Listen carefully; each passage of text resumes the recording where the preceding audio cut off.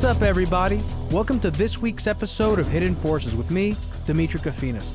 My guest for this episode is Hooman Majd, an Iranian-American writer and NBC News contributor who has written for publications including The New York Times, The Guardian, The New Yorker, Vanity Fair, The Financial Times, GQ, Time, The Washington Post, and Newsweek, among many others. He is the author of the New York Times bestseller, The Ayatollah Begs to Differ, as well as The Ayatollahs' Democracy and The Ministry of Guidance Invites You to Not Stay.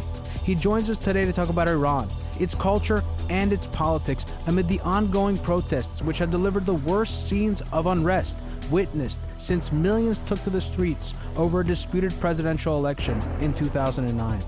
What do they express about the current state of Iranian society, its economy, and its politics?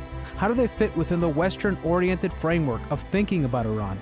And how much of what Iran is experiencing today, economically and politically, is a reflection of forces that are shaping not only this country, but the broader, oil-reliant, historically contested, and politically volatile region that Westerners conceptualize as the Middle East? Hooman, welcome to Hidden Forces. Thank you very much. It's great to have you here. Thank you. Great pleasure to be here. So are you a resident of New York City? Yeah. You've been here for a long time? Trying to figure out how long. Yeah, decades. Well, you were born in Iran, right? I was born in Iran, yeah. All right, we're going to get into that because your background is really fascinating, actually. It's much more colorful and I'd say romantic than most of my guests. You have really? Well, you're from an area of the world that has a certain fascination, certainly historically for Americans, and that Americans have fetishized in a way. Sure. Middle East, yeah. Yeah, absolutely. So why don't we start a little bit with a context for our conversation. There are these protests that have sort of, I don't want to say erupted, I don't want to use dramatic language, but there's some unrest in Iran that has grown up in the last few days, and with these protests that are happening in the country, kind of give our audience a background for anyone that hasn't been following or that has and is a little confused? Sure. I mean, I think erupted is actually not overly dramatic. There have been protests that have erupted. You know, the size of the protest is nowhere as big as we've seen in the past, such as in 2009, in the aftermath of the presidential election when President Ahmadinejad won re-election. And most people, at least in the big cities, a large number of Iranians didn't believe the results, and they came out and protested. And that time they were protesting was largely a middle class to upper middle class protest against the vote result. And that's what they were protesting then. Today, what's erupted is a protest against what started as a protest against the economic malaise that exists in Iran, and it is a malaise. It's taken now President Rouhani over 5 years, almost 5 years, to try to sort out the economy in the face of debilitating sanctions, mostly imposed by the United States, but also by Western Europe and other countries prior to the nuclear deal that was signed or agreed to in 2015. And the recovery from that deal has been okay. The recovery from those sanctions, aftermath of that deal has been okay for the government of Iran, but hasn't trickled down. It's not okay for the people, the average person, I should say. Oil exports are up, income is up for the Iranian government, foreign exchange is up for them. As President Trump points out, we gave him a lot of money. He doesn't point out it was their money to begin with that we just released out of being frozen. So they got $1.7 billion on the day that the deal went into effect in 2016. And so the people of Iran, the average person, felt that they should be seeing the benefits of this deal. Perhaps the president and his administration had overpromised that if we do this nuclear deal, it's going to be great. The economy's going to move ahead. We got to get out from under these sanctions. You think that was the case? I think it was overpromised, sure. And I think it was based on believing that the United States was going to be a little bit easier in terms of looser on the sanctions, I should say. What happened under Obama was that sanctions were lifted, and John Kerry, actually the Secretary of State, went around the world telling banks they should be okay investing in Iran and so on and so forth. And then, of course, 2 years later, or a year later, we had the presidential election here, and Trump was talking about tearing up the deal. And so people are very nervous about Iran. And so the investments that were supposed to happen, or at least in the minds of the Iranian administration were supposed to happen, haven't happened. Were the sanctions not lifted until 2015? Sanctions were not lifted in 2016. 16. Yeah. Okay. Just basically barely. A little. Before the election. Yes, exactly. And then during the election, we were talking about, we're going to tear up the deal. It's the worst deal ever. A lot of American businesses were nervous. I mean, as an example, I'll give you, Boeing made a deal with Iran to sell them, 80 airplanes, jets, and not a single one has been delivered. I don't think they've even gone into production because even though Boeing wants to Commercial airliners, and even though I think Boeing wants to sell the jets, and I think that they have the waivers for a certain number of jets because everything has to be waived by the U.S. administration, any kind of transaction. I think there's a certain nervousness in actually putting deals into place. So what's happened is that there's a huge problem with unemployment, especially youth unemployment. I've heard that it's as high as 40%. It's as high, it could, and 50% of the country is under 30, is that right? More than 50%. More than 60%. 60%. Some people think 70% is under 30, but it's a huge youth population. And that reflects the demographics of the Iran-Iraq War. Yeah, partly that. I think it's also at the time of the revolution, the mullahs said, go forth and multiply. Right. That's actually a much bigger. Yeah, and people did go forth and multiply and so over the years. So there's this huge youth population. The official government numbers on unemployment are about 12%, 13%, but most people think that doesn't take into consideration the youth, and that could be as high as 40%. And then there's underemployment. Okay, you're saying 60% is total unemployment. Youth unemployment is up to as high as 40%.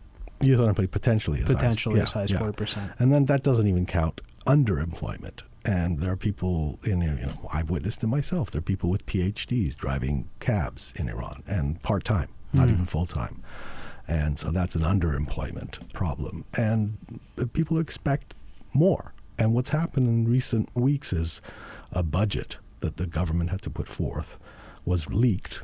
The details of that budget was leaked. By whom, we don't know exactly, but it was leaked. And in that budget, there was a large allocation for religious foundations and a cutback in social services. So there's a lot of anger among people who are poor, who don't see a future for themselves, don't see any benefit from the nuclear deal. And they came out and protested the economic situation. It turned into something bigger than that, as demonstrations tend to in places like Iran, where there's anger over other issues, not just economic issues, certain freedoms, human rights, et cetera, et cetera. Well, how important is that? I mean, you're saying that the economic situation is driving this, but that there are other issues that are they're always exacerbating it. Yeah, How important are those relative to the economic issue? They're important. It's hard to say. I think economics is always going to be number one. Has inflation come down in Iran in the last few years? It has. Yes, substantially. Substantially. They had major issues with inflation. Yes, they did. Because of the sanctions, correct? Partly because of that mismanagement of the economy. Yeah, inflation's always been a big problem, but it has come down. Rouhani has been able to bring down the inflation rate, but it's still high. By U.S. or Western standards, the inflation rate is high. And there's been some spikes. For example, there was an avian flu issue in Iran, and they had to cull the chicken population in Iran, and so the price of eggs went up by 50%. Now, that may sound like not very much, but for a family living barely on the border of a poverty line, the price of eggs going up. You have another great story in your book, which I should tell our audience. You have 3 books, which I mentioned. I booked you over the weekend. You were very kind to come on such short notice, and I had a chance to read your book from 2009, right. The Ayatollah Begs to Differ. I really loved it. And there's this one scene that you talk about tomatoes and the price of tomatoes, and Ahmadinejad telling people that this was when, 2009? It was 2008 maybe. 2008, and Ahmadinejad, who was president at the time, and his presidency ended in 2013, right? Yes, exactly. And he suggested that people shop at his corner bodega, where the price of tomatoes was lower than in other places. Where the upper class were shopping. Which also speaks to this other thing, which are there are huge class differences in Iran. Yes, which the revolution was supposed to do away with. For example, I'll give you an example. At the time of the revolution, the 1979 Islamic Revolution, people who owned Mercedes-Benz or BMW cars in Tehran hid them, because they didn't want them to be either vandalized, stolen, or they didn't want to be beaten up for owning. And they were also associated with the Shah. They were associated with being, wealthy, and if you were wealthy, you must be corrupt, and if you're corrupt, then you're associated with the Shah's family. And the Americans. Exactly. But today, so in many years after the revolution, even the wealthy kept their wealth quite hidden, didn't show it off in any way. And today, you see young kids driving Maseratis on the streets of Tehran, Porsches, Maseratis. I've seen myself a Bugatti Veyron, which is a $1.2 million car on the streets of Tehran. I have never seen one in New York City. So, I actually haven't either. yeah, I think you can spot them occasionally in Beverly Hills, but I've never seen one in New York City, and I've seen one in Tehran. I haven't been to Tehran for 4 years, so I'm talking about 5 years ago. I saw one in Tehran. Wow, lots. Is that the name of the mafioso characteristic? Kind of, yeah. They want to be mafiosos, yeah. Lots, is that associated with the thing in the book? What, the rich people? Well, no, not really. I mean, okay. No, I meant like a Bugatti. If you have, well, I meant the audacity to drive a car like that. Do you need to have exhibit some of that? Okay. Yeah, exactly. But so anyway, so that discrepancy in income, and especially in the aftermath of the nuclear deal, where there was supposed to be this trickle down, is very glaring. Now, some people argue, again, it can't be proven, that the demonstrations on the economy were not started spontaneously by people, but they were started by the hardline opponents of President Rouhani to bring him down, to say that you haven't delivered as president. And then they got out of hand. Didn't they start in the rural areas of the country? Well, they started in a big city, actually, the second largest city, but in one of the most religious, in fact, the most religious city other than Qom, which is where all the clerics go to study. But Mashhad is a pilgrimage site for Shiites, and it started in that city. It's actually the only city that Rouhani lost in the last election, but it started in a big city in a very small number of people.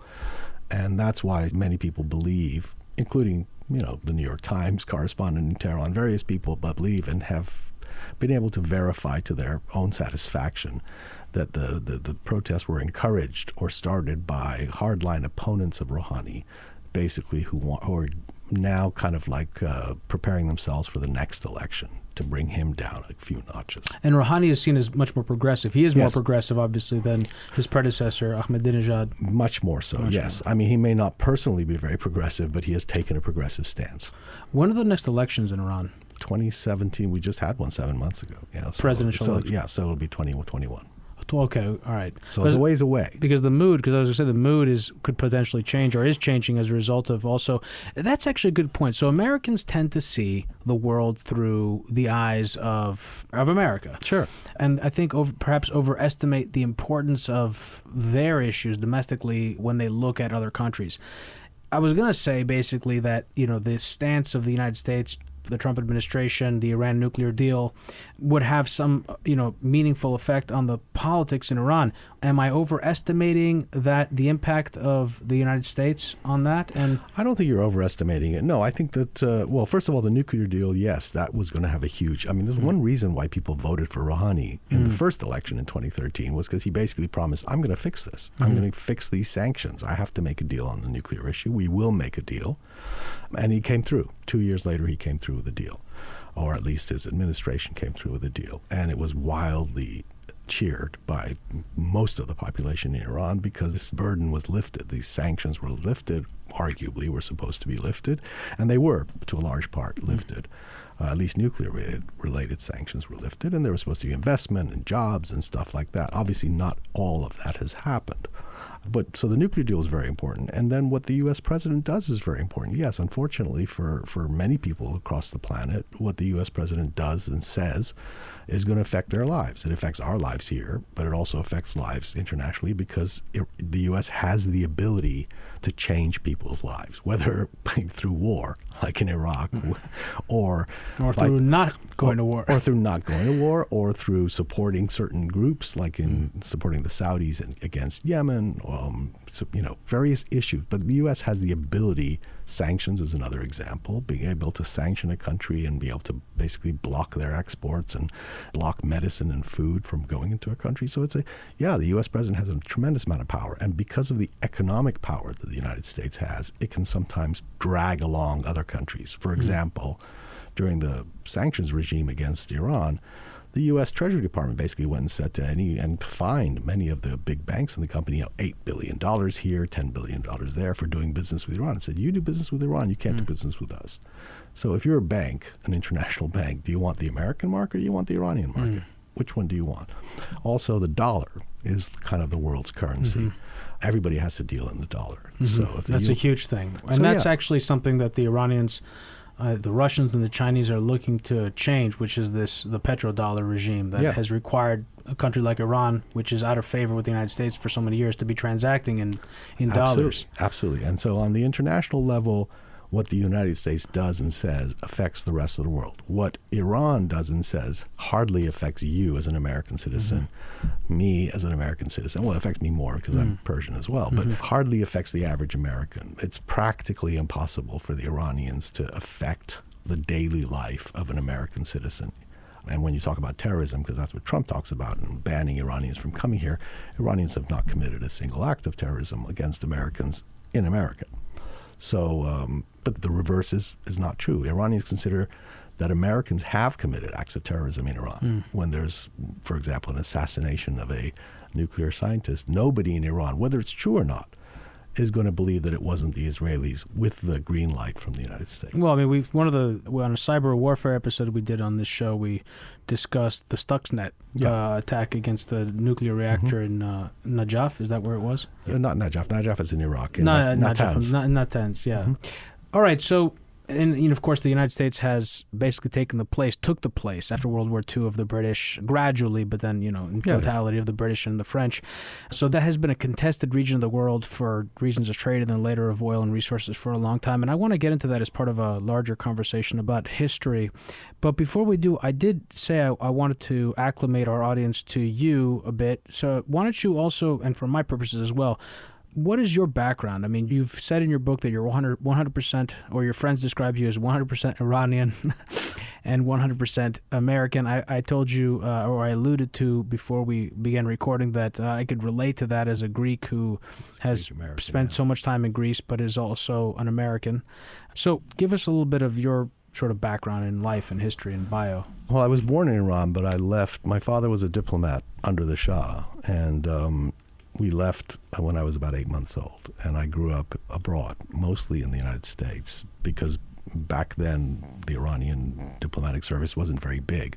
And if somebody was fluent in a couple of Western languages like English and French, which my father was, they tended to keep them abroad instead of bringing them back home or sending them to places that didn't speak English or French. So they used the ability of someone to speak French or English to send them to those places. So we ended up, my father constantly being basically between the U.S., England, and North Africa, where they speak French. But you grew up in the U.S. during the 1960s, here in New York? Not in New York, no. San Francisco, and then in London. Then I went to American schools in places like India. Very cosmopolitan upbringing. Yeah. But so I had an American education, and then partly at high school in England, and then back here for college. My father was posted to both San Francisco, where Iran had a consulate prior to the revolution, and to the embassy in Washington.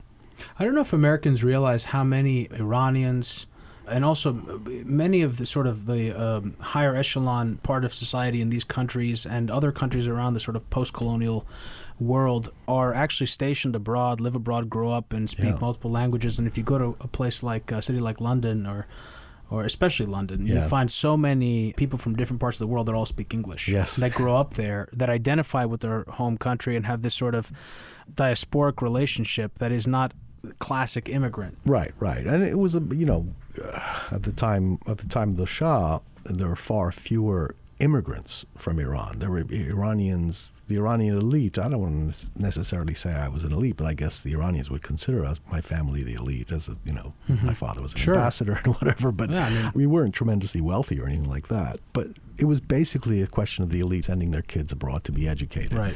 In my particular case, my family, myself and my siblings, we never got educated in Iran, as opposed to most people who lived in Iran and they were the elite, and their kids would be educated until they were ready to go to high school, and they'd then try to send them to boarding school in America or England. Christiana Amanpour is also Iranian. She's half Iranian, yeah. Half Iranian, okay. Mm-hmm. Father's Iranian. She grew up, actually, she lived in Iran more than I ever did. I think she left when she was about 11. Mm-hmm. So what does it mean to be Iranian? Well, I think you can identify being...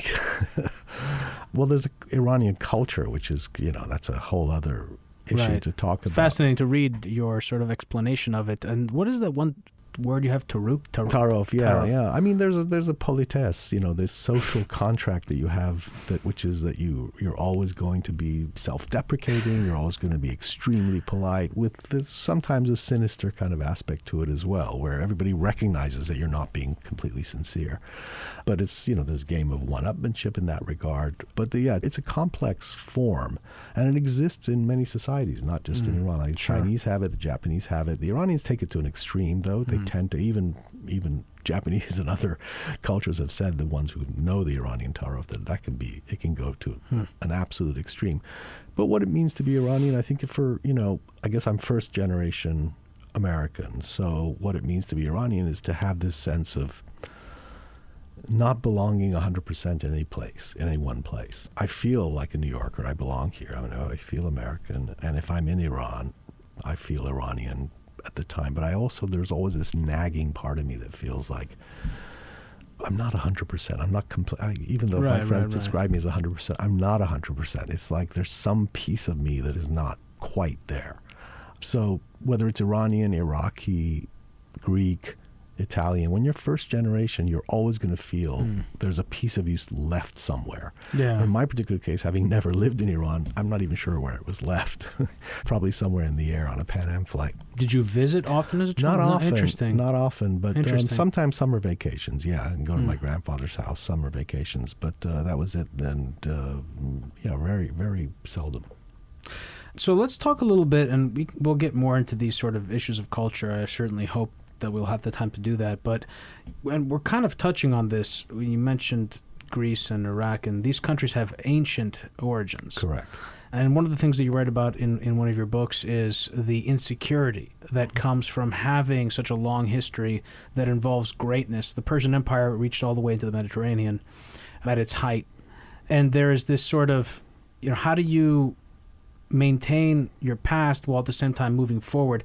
How has that influenced the development of Iran, and how has that shaped its relationship to other countries, including the United States? And I say that because I want to just posit one example, which is I was listening to the foreign minister of Iran, Zarif, and he's not the only one that does this, obviously. I see it everywhere. But there is this indignation in the way that Iran is referred to or spoken to. One example is speaking with Charlie Rose, who was a friend of his, on an interview, and Charlie said that, quote, Iran is behaving badly. And he spent an unusual amount of time taking issue with the language there, which of course makes sense.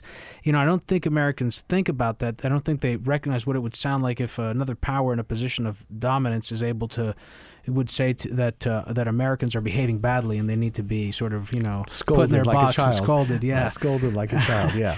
No, I think that's absolutely, yes, the problem with ancient cultures, and I think this is true of all ancient cultures, if they don't continue on a path of greatness and they're interrupted, their greatness is interrupted, like Iran's is, like Greece is, there's always going to be this sense of just think what we had, It's kind of like Marlon Brando saying, I could have been a contender, And Iran's like, I could have been a contender. And so this sense of like almost inferiority, superiority complex, which I talk about in that first book of mine, that we were so great, why doesn't everybody respect that? And I think that sometimes stops you from progressing. If you look at a country like the United Kingdom or like France, their greatness started post the ancient cultures like Egypt or Greece or Rome or Iran. But once it started, it kind of didn't stop. Well, they were also traditional nation states. I mean, yes. they came out of the Westphalian order, and Greece was an artificial construct. The modern state of Greece, I don't know to what extent that's true for Iran. No, Iran was a nation state. Absolutely, has been. Actually, if you look at the borders, not that different from when it was. I mean, other than their expansion. Not like the Arab countries that have been the Arab countries are artificial constructs. Artificially created. Yeah. Iraq, for example, perfect example. Yeah, it's completely artificial. Yeah, and in fact, even the leaders of those countries were like the leader of Jordan is a Saudi, for example, to this day. So there are these regular talking points, and there are too many for me to write them down in preparation for this conversation, but they're coming to my mind as we speak. And one of them is this reference to Iran's ambitions in the region. and that they have larger ambitions and that the United States has to contain them, allies have to contain them. How accurate is that? And maybe that's another way of asking, how much of Iran's nuclear program, its military, its foreign policy is driven by a sense of insecurity as a result of the foreign policy of the great powers and its history with Iraq and the Saudis especially. I mean, that's a really big thing. And how much of it is actually driven by their own ambition to have a larger place and a larger role? Well, I think it's both. I don't think they're separable. At first, at the time of the revolution, certainly what Ayatollah Khomeini, who was the founder of the Islamic Republic, said was that he wanted the revolution to spread throughout the Muslim world. When that freaked out, obviously, many of the Arab countries. But soon that became not really a factor for Iran. But within a year, the Iraqis attacked Iran, and every single country in the world backed Iraq, other than Syria. Syria was the only country that backed Iran in that war. And, the United States helped Saddam Hussein. The Saudis funded the war against Iran. They really wanted to destroy Iran if they could.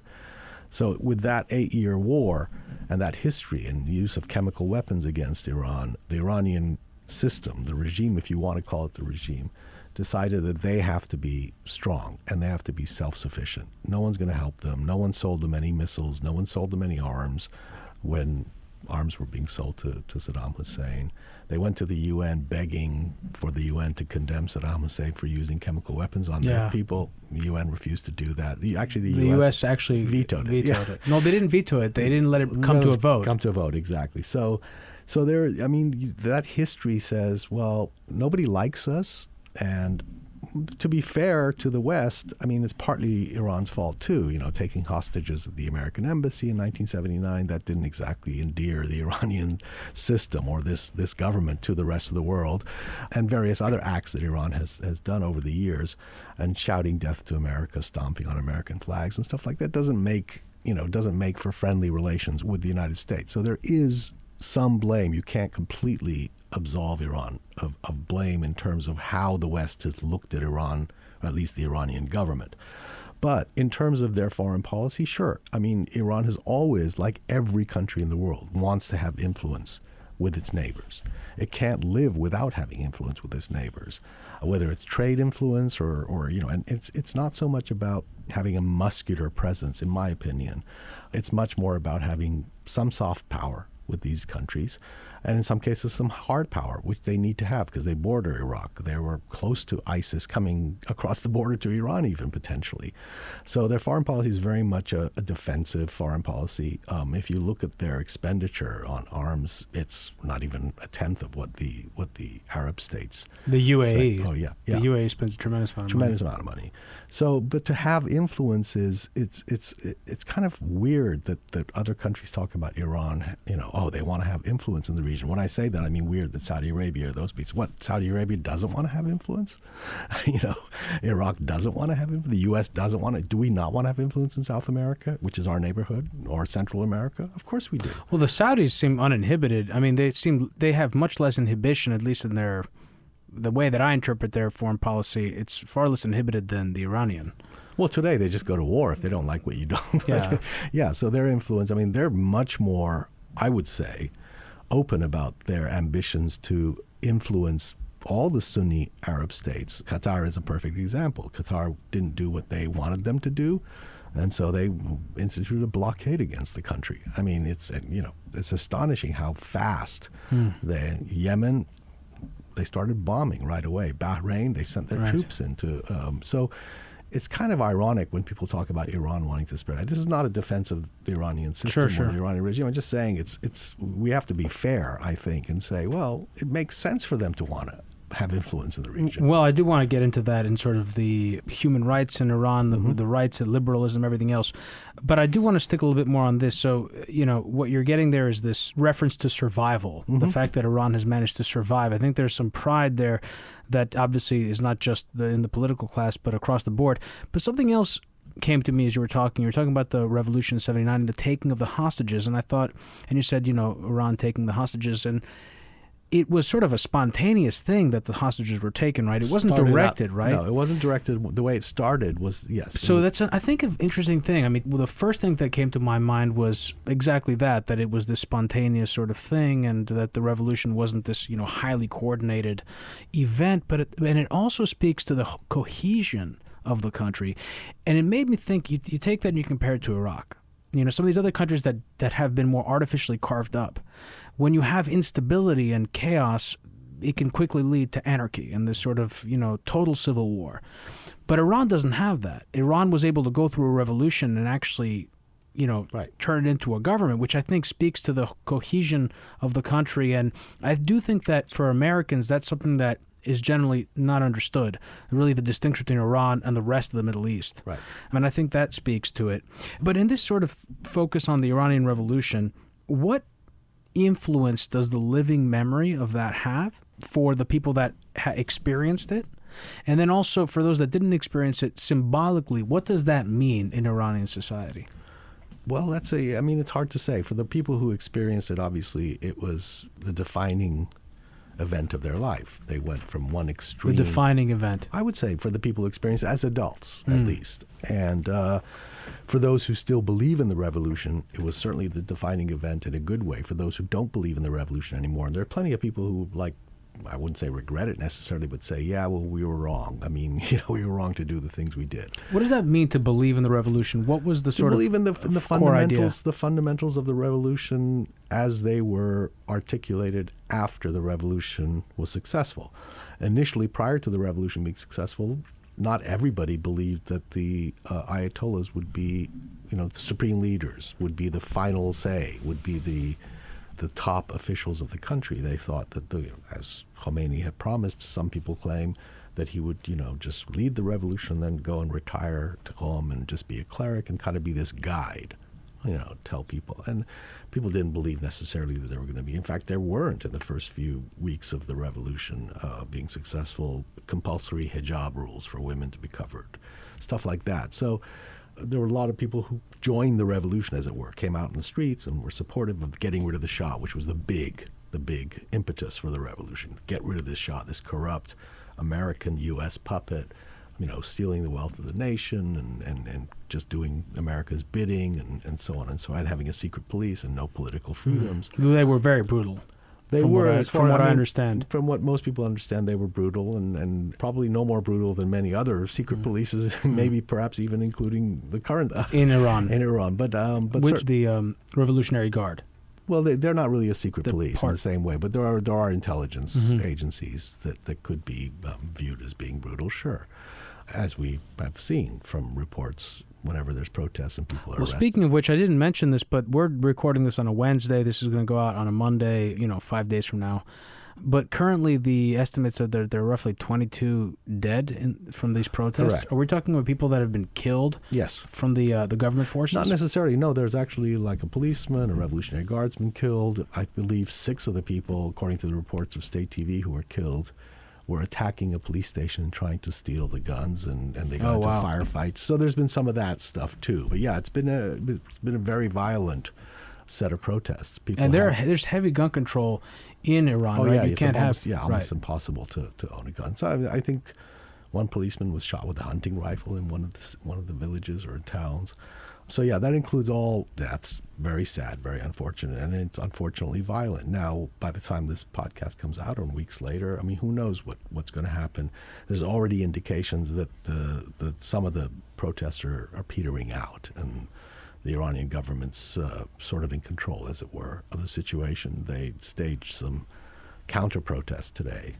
I saw that in Iran and in Tehran. Yeah, in Tehran, you got a few thousand people out, and it'll be interesting to see on Friday, which is the day of Friday prayer. It's the Iranian holiday day, equivalent of Sunday, when the government can indeed get probably way more than a few thousand people out in the streets to demonstrate. So there is still quite a bit of support in Iran for the system, the regime, if you want to call it, and so unrest like this is unlikely.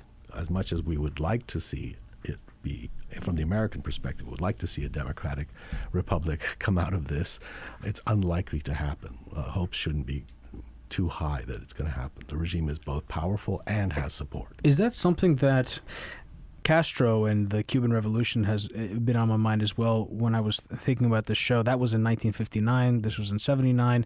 And America has had a difficult time resolving its relationship in both cases. And I think that's more because of the transgressions, events that occurred after the revolution in both cases than actually the revolution itself.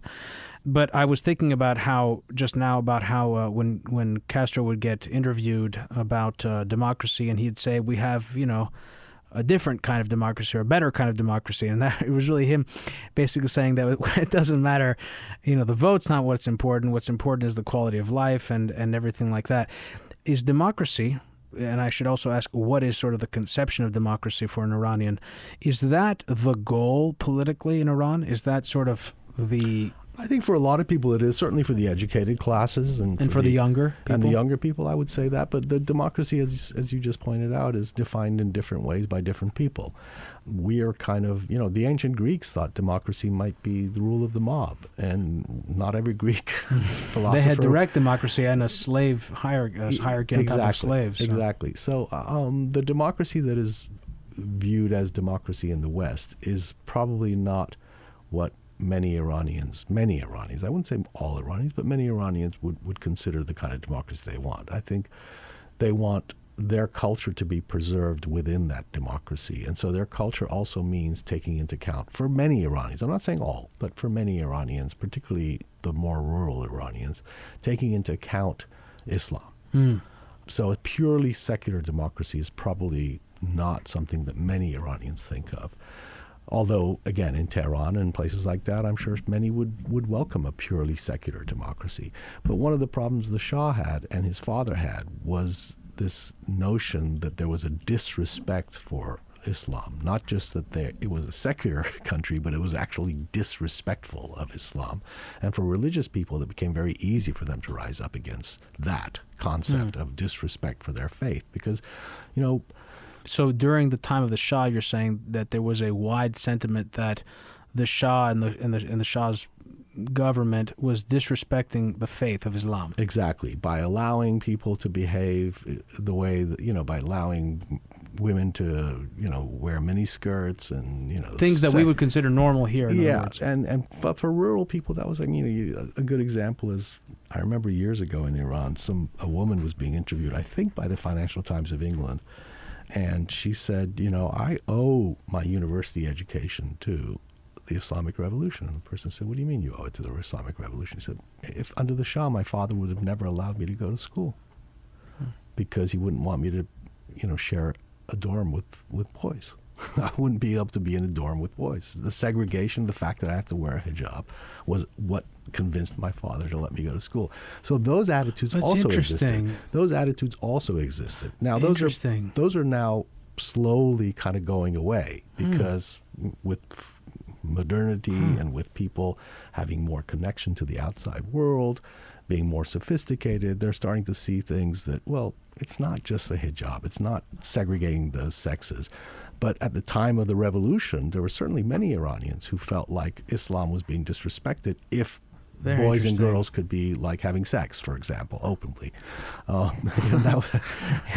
For many people, that was not acceptable. It's a very conservative country. Very interesting. Not very conservative in Tehran, but outside of Tehran, it was a very conservative country and still is, to a large degree, quite conservative. And people seem to forget that. You're painting a picture of a society that really was broadly religious. It wasn't something that was imposed. It really was something, No, at the time it was. Again, as I should point out that during the revolution or in the aftermath of the revolution, certainly the educated elite who joined the revolution and who thought they were going to have a secular republic believe that they were fooled, because that's not what they were bargaining for.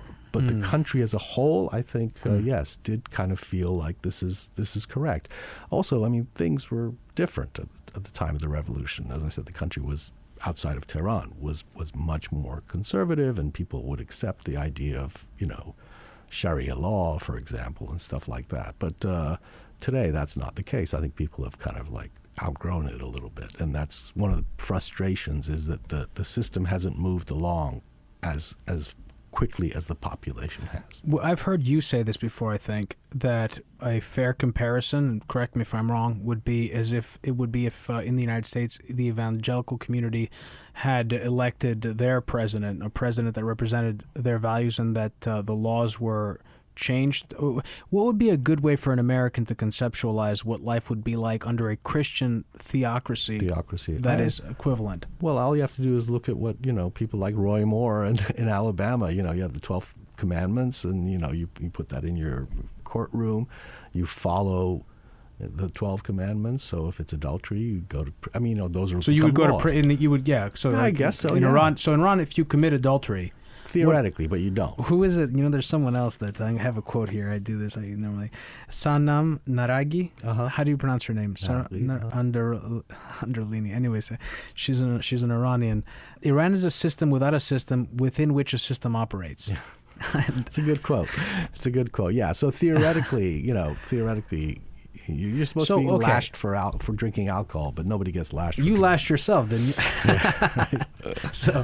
So all right. So let's talk about that a little bit. What is sort of theoretically, and then what is in practice? What are the things that would shock an American about the difference in how the law operates in Iran and the culture? Things that would meaningfully surprise someone. Let's say if they didn't have a bias one way or the other, and they just went there. What surprises Americans actually is how similar it is to America. That's what surprises people, that there aren't actually that many differences. If you talk to I would expect that. Yeah, if you talk to any journalist or you talk to any visitor who's gone, Americans are always shocked if you read their accounts, whether they're doing a blog or something. Oh, Americans are always shocked when they go, but they're like, well, people don't hate America. It's easy. There's some inconveniences, like liquor is banned. So everybody drinks, not everybody, but a lot of people drink in Iran privately in their home. So if you're a tourist, that's not an option. So you have to, if you're a tourist and you're going there for 2 weeks or 10 days to see the sights or see Iran, you're not going to drink for 10 days. So that, for a lot of people, that's an issue, who want a beer at the end of the day or a glass of wine with their dinner. The fact that women have to be covered. Right. Not quite with burqas in the way that, some people imagine. Didn't they rescind something recently? They said they're not going to arrest people for it. But the law is still that you have to have your head covered if you're a woman. Now, they don't define what that means. 1 inch of your hair to be showing, 5 inches of your hair to be showing. And there's no definition of it. So, but you do have to have a headscarf. You do have to have what they call hijab. And I think in Vermont there's actually a law that says you can't kiss your wife on Tuesdays or something. There are lots of crazy laws that no one.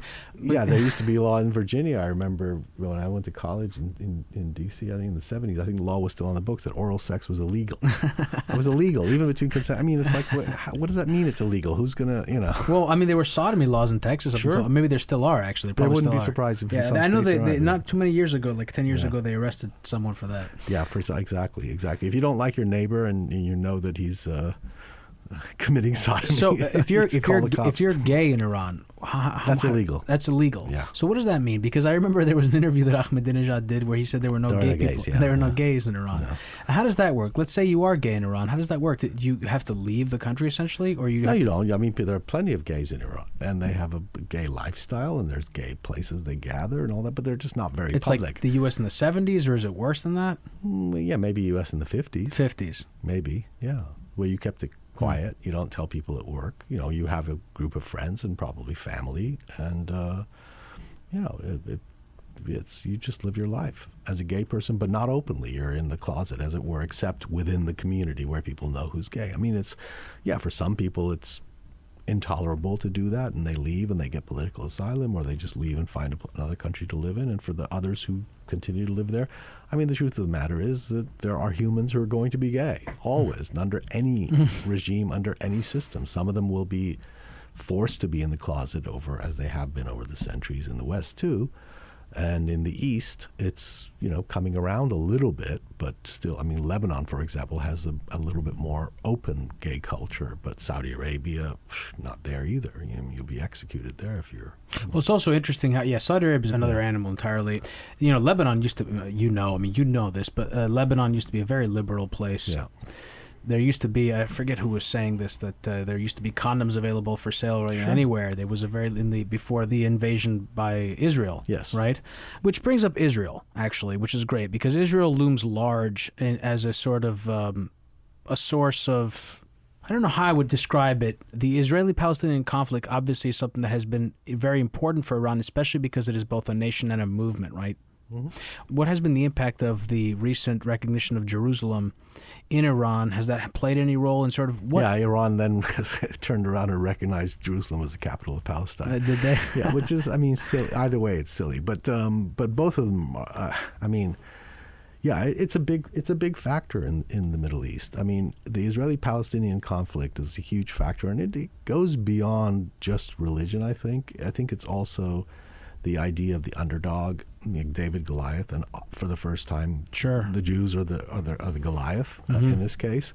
So there's an anti-Semitic element, of course. There always has been an anti-Semitic element with anything to do with a Jewish population anywhere in the world. So I don't deny that there's an anti-Semitic element to it, but I think it goes much beyond that in terms of seeing a people who, despite certain right-wing Israelis claim that there is no such thing as a Palestinian people. They're just a bunch of Arabs who happen to be here. We were here too, but we go back 2,000 years. They only go back, who knows how many. Is that the position of Netanyahu?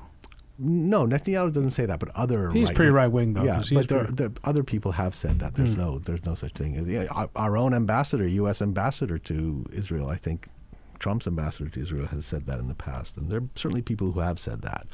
And some people have said, well, the Palestinians are Jordan. That's what Palestine is. You want to call it Palestine, call it Palestine, but that's the country that they should live in.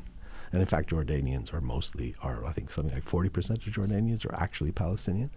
But the fact of the matter is there is a lot of land in that region that for maybe not millennia, but certainly for centuries, was owned by native Palestinians. Well, that land was taken. I don't know. I mean, most Americans don't know the history. It would be impossible to go through it here. But when Israel was created formally in 47, right? Yeah. Or 48, when was it? 1940, Six? Maybe 48. It was a British colony. The area was a British colony. Palestine. So that was Palestine, exactly. British Mandate of Palestine. Right. So it's a very complicated story. Now, there were Jews living there well before Israel. Sure. Going back centuries. Well, it was Jews, Christians, and Muslims. Correct.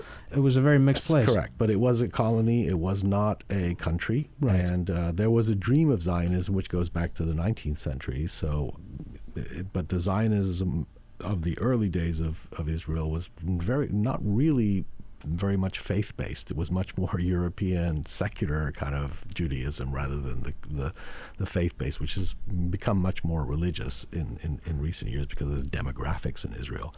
But the sympathy that the populations have for the Palestinians is only partly religious. It's largely, I think, to do with sympathy for the underdog. These people, and the images that we see in the West, there's more of a sympathy for the Israeli equation, that they're under terrorist attack. In America, I think in Europe there is a similar sympathy you describe in terms of the underdog. Yes, there is in Europe much more. But in America, we see images of terrorists. We see a bus being blown up, right. Israeli kids being killed and stuff like that. So that's the image we have. Does that upset you, the mental framing? I think anytime anything's not 100% fair upsets me. I think that there should be fairness on both sides. I think if you're completely on the Palestinian side, that's also not fair. I mean, Israel has not been the villain that some of the Arab countries make them out to be all the time. They have committed villainous acts, absolutely. But so have Palestinians. I don't approve of blowing up a bus with school children in them. So I can't say that I'm with the Palestinian terrorists, for example. Am I with the Palestinian cause for them to have a homeland, for a two-state solution? Yeah, of course I am. And I think many other people in the region would be too, but it would have to be a fair two-state solution, not an unfair two-state solution. And I think what President Trump's doing is saying, I want to create this two-state solution. I want to give the Palestinians a homeland, but they're not going to have Jerusalem. Well, that doesn't work. Yeah. You can't, give Jerusalem ahead of time to the Israelis, which is probably the single most important issue for Palestinians, for that, at least for East Jerusalem to be their capital. To take that away from them just like that in a tweet, basically, and then as a foreign policy, it's kind of unfair. So then, going back to your question, has that resonated in Iran? Of course it has. It's like, well, America's taking the side of Goliath again rather than taking the side of David. And America always used to be on the side of the underdog. Right. Well, until it inherited the empire. sort of the empire. Yeah. But it was on castle. Yeah. But it was on the side of the underdog. And so that's throughout the Middle East, I think, and as you pointed out, I think in Europe there's a sense, and I think this is not good for Israel, that that they are the guilty party in not coming to a peace agreement. Have you seen The Man in the High Castle or read the book? Yes. Have you seen read both? the book. You've seen both seasons? I've not seen both seasons. I've seen 1.5 seasons. How do you like it so far? I like it a lot, yeah. I loved it. Yeah. I watched it actually over break. Yeah. And I mentioned it because it was in my mind as well when I was preparing for this conversation. And I think it's actually amazing in so many ways. I think I enjoyed it more than most people. Mm-hmm. But I think it's also instructive and useful because it helps Americans to think about what it would be like if they were on the other end. Right. Because in this, for those who haven't seen the show, America, it's a fictional. It takes place in 1962 in a alternate sort of dimensional world where America lost the war and the Nazis have taken over more than half, and then a smaller amount. The West Coast is the Japanese, and there are all these other interesting aspects to it as well. But so before we end, I want to ask you a little bit about what you sort of see going forward for the Middle East and for Iran and its role and how it's all going to shape, because there are some really dominant trends, some dominant forces in the Middle East. One of them is oil, and it's a diminishing resource, and there is a move by countries, China, United States. How big and influential that move will be, I don't know, to move away from oil. Correct. Certainly shale has affected, the shale boom in the United States has changed the price dynamic, and that has had a huge impact on Saudi Arabia especially.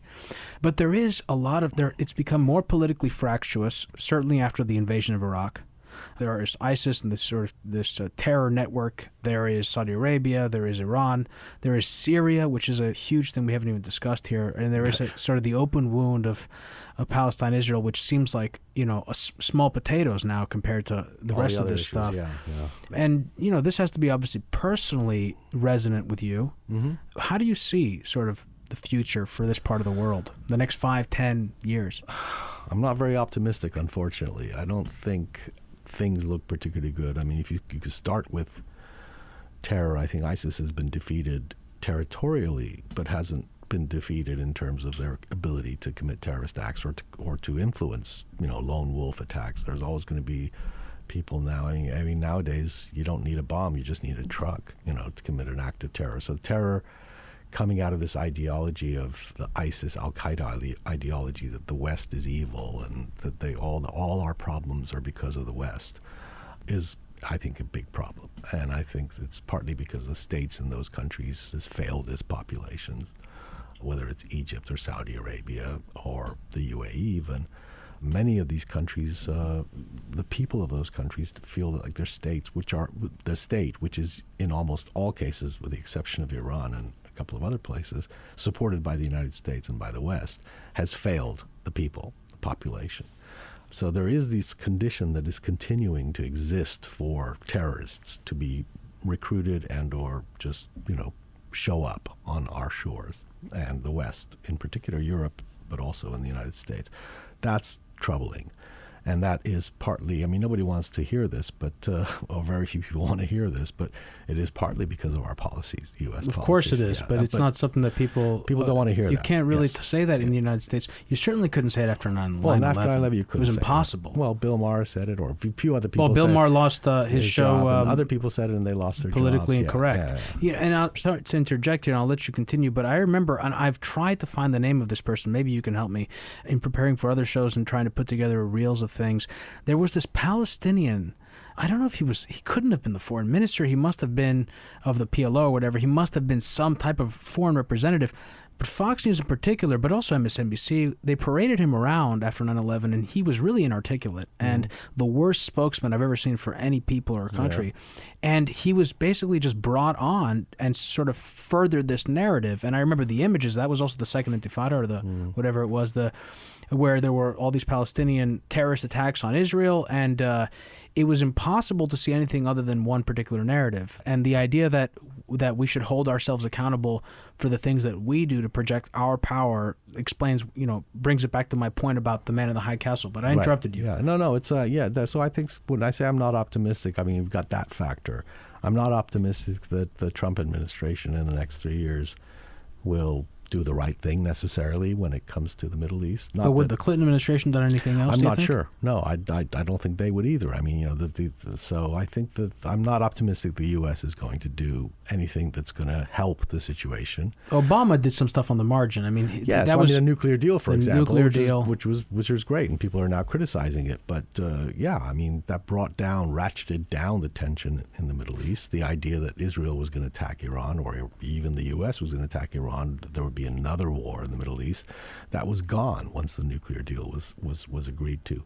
So yes, Obama did do certain things. Obama wasn't as keen on Saudi Arabia bombing Yemen, but he went along with it. Well, the relationship between the Americans and the Saudis soured significantly under Obama. Yes, but the way that the Trump administration is going about it, I think we're seeing that him being very close to Saudi, very close to Israel and the Emirates, those three countries, and that's potentially a problem, and very against Iran. So we have this issue of the Iran nuclear deal, which is very open to whether it's going to last, the nuclear deal, because if the U.S. does pull out of it, either by officially pulling out of it or just by violating the deal to the point where U.S. is no longer a party to the deal just because they violated it, all of these just create tension. So I think for the next couple of years, I'm not particularly optimistic that things are going to be very, very pleasant in the Middle East. And then this Jerusalem issue and the Palestinians refusing to now talk,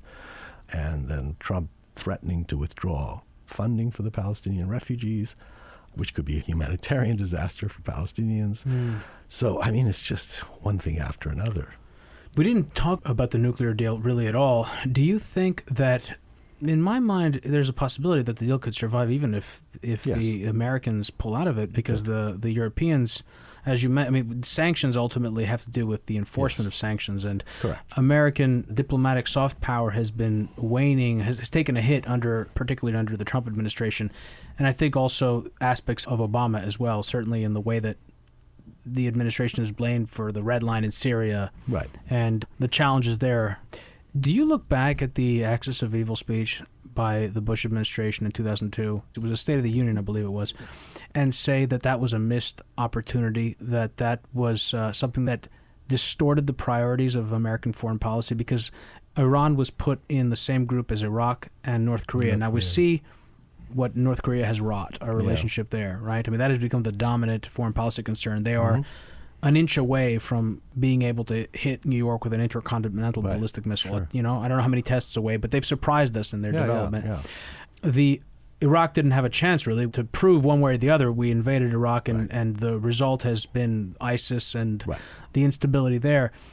But Iran, I mean, if you compare Iran to any of those other countries in that bucket, it made no sense. It made no sense. It was almost like it was revenge for the taking of the American hostages in 1979, and also revenge for what was believed to be Iranian complicity in the bombing of the Marine barracks in Lebanon by Hezbollah in 1986. Was it 86? I think it was. Yeah, under Ronald Reagan. Or 82? I'm sorry, 86, 82. I can't remember. Anyway. But anyway, under Ronald Reagan, where Reagan actually withdrew our troops from 86 was Iran-Contra. I think 82 was the bombing of the barracks. So anyway, my point is that, the neocons who came into office with George Bush Jr., George W., had this hard-on for Iran. I mean, there was a famous quote. They had a hard-on for a lot of for Iraq, for Iran. Iraq was first. For Syria, too. Yeah, for Syria. So, but the idea was that Iraq's going to be successful. It's going to turn into this democratic place. They're going to cheer us, as our tanks roll through the streets of Baghdad. Kids are going to be throwing roses, like World War II going down the Champs-Élysées with the French welcoming our victory. They forget that the French were under occupation. We freed them. It wasn't, but anyway. And they had de Gaulle, and they had a resistance force that we could ally with. Exactly. But so this was the fantasy, that they would then say, okay, we got Iraq now, so now it's Iran's turn, or Syria's turn, and then Iran's turn. And it's, pretty much we're going to create this democratic Middle East in our own image, and they're going to be allies of ours, and they're going to do what we want to say. And this idea was a fanciful idea to begin with, but clearly, I mean, the Axis of Evil was designed to be the beginning of that. Iraq and Iran. I mean, North Korea, I don't know if he ever was going to go after North Korea, but certainly not an axis. North Korea's gotten practically nothing to do with Iraq or Iran. So, I mean, was that a big mistake? I think pretty much. I'm not an academic. I'm not a scholar. I don't study things like this. I'm more of an observer. But I think pretty much everybody you talk to who is an analyst or a scholar of the Middle East will say that was a massive mistake. And I think, again, as really an amateur observer of this, and not to take away the challenges of trying to engage in rapprochement with Iran, but given the cohesion of the country relative to these other countries, given its history, its very sturdy national boundaries and borders, it would seem such a natural ally for the United States in the 21st century in the Middle East, given everything that's happening and given the desperate need of America to have allies in that country that can actually, I mean, it was Iran, after all, that played a significant role in helping to stabilize Iraq, right, against ISIS. Not Iraq to help to push back ISIS. They are in that region. They are committed there. It just seems to me that we're dealing with so many potential powder kegs in the world. It doesn't just seem to me, it's not just to me, everyone, it's pretty obvious. But it seems to me that it would behoove us to begin to identify people that we can work with, countries we can work with, politicians we can work with, so that we can stop trying to hold this dam together, which is every day there seems to be another crack. And that's what worries me. It's the complexity in the system and the criticality of it. Well, I think what you're saying is pretty much what I think Obama had identified. And the reason he pushed so hard and the reason he wasn't so vocal as some people wanted him to be during the 2009 unrest in Iran and protests in Iran, because he saw exactly what you see. And I believe, and other people have seen, and John Kerry subsequently, I think Hillary Clinton to a lesser extent, she seemed more tied to the Arab states. Yeah, she was more of a hawk. And more to the Arab states, tied more to the Arab states, and flattered by the Arab states. And her husband was flattered by the Arab states by their money into the foundation. Well, in the Democratic primaries against Bernie Sanders, identified Iran as one of the enemies, along with the Republicans and the healthcare industry that she's most proud to have. Yeah. No, she was not a fan of Iran. Bill Clinton did, in fact, did try, in fact, to have some rapprochement with Iran, and it didn't work. I mean, there's always been these missed opportunities, whether the United States comes forward or the Iran comes forward. There's these missed opportunities. But I think you're right. Obama recognized that. Well, his idea was, and as he articulated, or his team articulated it, that there was no guarantee, but certainly that if you brought Iran in from the cold, if you made this nuclear deal, there would be incentive for Iran if it was a successful deal and they saw the advantages of working with the West and having foreign investment, having European investment, even American investment, and working with the West, that gradually over time they could deal with other issues where there's conflict. And the other issues where there's conflict is Hezbollah, Hamas, basically that. And some instances of what America believes is Iranian interference in American interests in the region, all of which could have been discussed, assuming that the nuclear deal was going well and Iran was seeing the benefit of not having an antagonistic relationship with the West and being under sanctions and so on and so forth. So that was Obama's idea. He never guaranteed that was going to be the case, but he said, basically, in so many words, we got to start somewhere. We can't invade Iran. We're better off. I don't think so. So I don't think we can invade. I mean, some people might think we can. We're better off invading North Korea. Yeah. Well, it's more urgent. Let's put it that way. Well, it's more urgent. It is also less popular regime. There's less popular support for the country. Yeah, we don't know that. I mean, I'm not saying we should invade North Korea. No. I'm just saying, the idea that we could invade Iran. Yeah, that would be a huge mistake. Worse than invading Iraq. But so I think, people recognized at least in the Democratic Party and the Obama administration, I think probably in some people in the Republican Party too, but not President Trump. And so what's happened since Obama had that very short period, basically, from 2016 when the deal was implemented to 2017, he basically had 1 year to see if the deal could bring about better relations with Iran.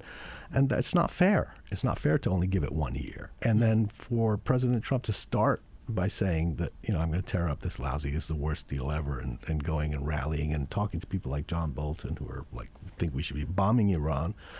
So I think everything's just kind of fallen apart. But, it's hard for me because I respect anyone who Like, I respect John McCain, for example. I respect his experience. I respect what he's done for the country, his sacrifices. But I can't reconcile that with just, anecdotally when he sang bomb in Iran in the 2008 campaign. Yeah. Not to be fair, it was a joke, but yeah. It was a joke, but it reflected the reality of his own policy. Exactly, yes. And he's such a smart guy. He's such a courageous person. Lindsey Graham is not an idiot, and both of them are very hawkish on Iran. Well, the thing is, you can be hawkish when you're not the president. Right. Yeah, well, look, I mean, that's, I take the effects of Donald Trump's rhetoric seriously. I don't ascribe to it a level of thought that I would put to someone like a McCain, for example. But I think that more generally speaking, what you're getting to, I mean, Obama began to bring some sort of strategic rethink to American foreign policy. His bet was on Asia, on the future being Asia, and that the Middle East, the greater Middle East, was going to be this quagmire that we were going to get sucked into, and that the future wasn't there, and we were going to miss the train, we were going to miss the ball. I do think that more generally, whether you agree with that or not, there is a dramatic need to rethink foreign policy in general, not just, American foreign policy, but what is foreign policy in the 21st century, given the globalization and the changing technological boundaries and norms of society. Sure. But I think America in particular needs a major rethink. And that's sort of why, I mean, the protests, this was a timely conversation to have because of the protests, but I wanted to have you on also because of that fact that I think we need to bring a new level of awareness to the Middle East and to the greater Middle East, obviously, to include Iran and other countries, and to rework our mental models of this map, of this area of the world, and how we relate to it, engage with it, and what sort of autonomy we can expect for it to have on its own, the countries in that area, because there are going to be powers that are going to rise up, whether it's going to be Iran or someone else, because the United States cannot continue to enforce. This is not 1991 Desert Storm. We're not going to go into these countries and, have that level of power control. Right. No, we're not. I mean, yes, it would be a good thing if people did reconsider, as I think Obama to a large degree tried to, foreign policy, specifically as it relates to the Middle East, because that is a problem spot in the world that directly affects us. And it affects us because of our relationship with Israel and also because of terrorism. Those are the reasons and because of the price of oil too. It's still a factor. So yeah, I mean, I think it would be good, but I don't see it happening.